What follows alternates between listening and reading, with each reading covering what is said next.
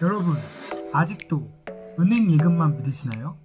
이제는 안 됩니다. 내가 땀 흘려 번 돈을 지켜야 되지 않을까요? 안녕하세요. 재테크왕에 도전하는 미스터 조입니다. 여러분, 아직도 은행 예금만 믿으시나요? 이제는 안 됩니다. 왜 안 되는지 그 이유 두 가지를 말씀드리겠습니다. 첫 번째, 한없이 낮아지는 이자율. 먼저 예금 이자에 대한 변화율을 살펴보도록 하겠습니다. 사실 예금 금리라고 하는 것은 한국은행이 정해놓은 기준금리에 따라 움직이는 것을 말하는데요.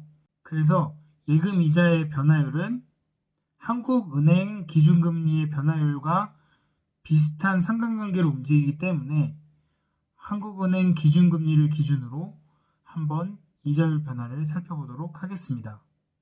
먼저 그림에서 보시면 약 20년 전인 2001년에 한국은행의 기준금리가 5.25%인 것을 알 수 있습니다. 그리고 지난 2019년 10월에는 한국은행 기준금리가 1.25%가 된 것을 알 수 있습니다.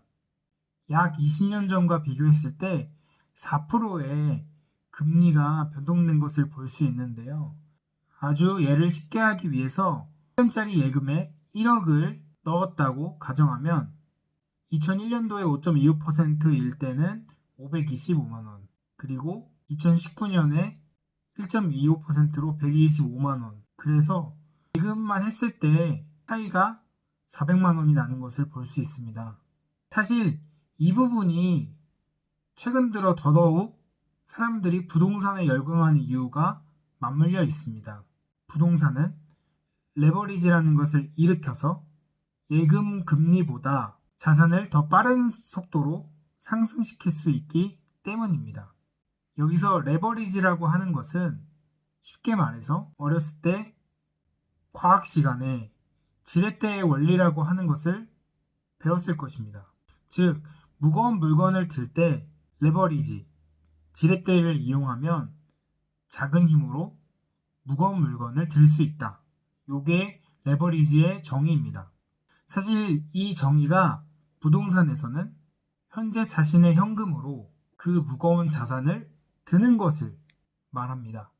사실 이자가 낮아진다고 하는 것은 우리가 은행에 돈을 맡겼을 때 받는 이자율과 그리고 우리가 예금에서 돈을 대출할 때의 이자율이 동일하게 적용이 됩니다. 그러면 이 부동산의 레버리지를 활용하는 것이 은행의 대출을 이용하는 것인데 이 은행의 대출한 이자율 또한 낮아지기 때문에 사람들이 부동산에 열광하고 있는 이유입니다. 그렇게 하면 우리가 은행 예금에만 돈을 넣었을 때 계속 낮아지고 있는 그 이자율을 계산하며 내 자산이 남아있다고 착각을 하기가 쉽습니다. 쉽게 비교해서 낮은 이자율을 가지고 레버리지를 활용하여 자신의 자산을 늘린 사람이 은행 예금만 넣어서 돈을 가지고 있는 사람과 크게 격차가 벌어지기 때문에 그 예금에 있는 돈의 가치가 떨어지기 때문입니다. 두 번째, 비이성적인 은행 상품 판매 증가. 지난 PD수첩에 은행을 믿습니까? 라고 하는 주제로 은행 상품에 대한 어두운 면을 방송했는데요. 쉽게 정리하면 하나은행과 우리은행에서 회사의 실적, 즉 고유 임원의 승진을 위하여 고위험군의 상품을 판매한 것이 나옵니다. 은행 예금만 아는 순수한 예금자들을 꼬셔서 고위험 상품에 가입하게 되고 결국 돈을 잃게 하였습니다. 이것이 은행이 안전하다는 인식을 깨게 한 사건이었습니다.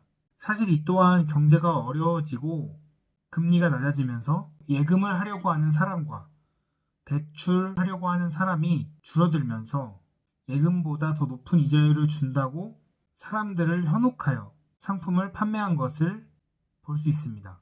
이럴 때는 자산의 손실도 무지막지하게 아까워해야 합니다.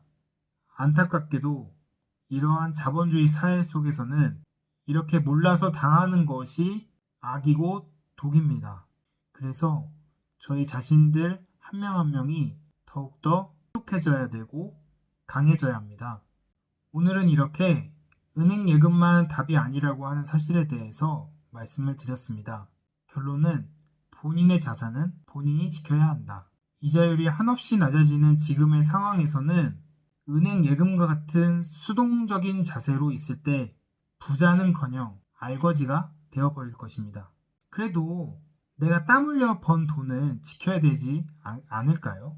그래서 사실 저는 재테크 왕이 되려고 하고 있으며 추후에도 업로드하는 영상을 통해서 대안을 함께 고민하고자 합니다. 주식이고 펀드고 채권이고 부동산이고 닥치는 대로 배우고 내 자산을 지키고 이어나갈 수 있는 모든 것을 할 것입니다. 함께 공부하시고 함께 지켜나가는 동지가 되었으면 좋겠습니다. 아무쪼록 귀한 시간 저희 영상에 할애해 주셔서 감사드립니다. 다음 영상에서 또 뵙겠습니다. 감사합니다.